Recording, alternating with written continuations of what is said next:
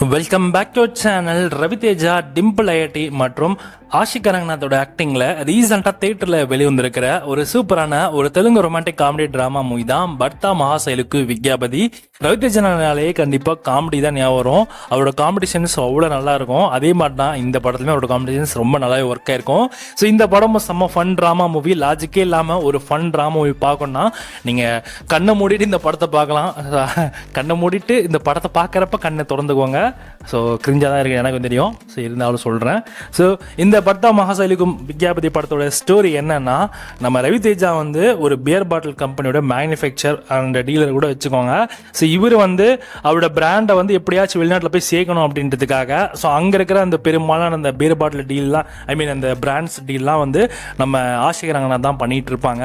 So அங்கே போகிற நம்ம ரவிதேஜா அவங்க மீட் பண்ணி இந்த ப்ராடக்ட் பற்றி சொல்லாமல் ரெண்டு பேரும் லவ் கெமிஸ்ட்ரின்னு ஸோ உள்ளுக்குள்ளே பூந்து விளையாடி இருக்காங்க. ஸோ இதுக்கப்புறம் ரவிதேஜாக்கும் ஸோ ஆஷிக் அரங்கநாத்துக்கும் ஒரு மேட்ரு ஆகிடும். ஸோ அதுக்கப்புறம் ஏற்கனவே ரவிதேஜாக்கு கல்யாண விஷயம் ஆஷிகாவுக்கு தெரியாது. ஒரு கட்டத்தில் தெரிய வந்து இதுக்கப்புறம் என்ன மாதிரியான பிரச்சனைகள் வெடிச்சது, இந்தியாவுக்கு வரக்கூடிய ஆஷிக் அரங்கநாத் என்ன மாதிரி விஷயங்கள் ரவிதேஜாக்கு எதிராக பண்ணாங்க அப்படின்றதையும் கடைசியில் வந்து ஸோ யார் யார் பிரிஞ்சாங்க, பிரிஞ்சதா இல்லையா, அந்த கதை என்னாச்சு, ஸோ ஒய்ஃப் பிரிஞ்சாங்களா, ஸோ லவர்ஸ் கூட சேர்ந்தாங்களா ரவிதேஜா, இது எல்லாத்துக்குமான பதில் தான் இந்த பர்த்தா மகாசைலுக்கு விக்யாபதி.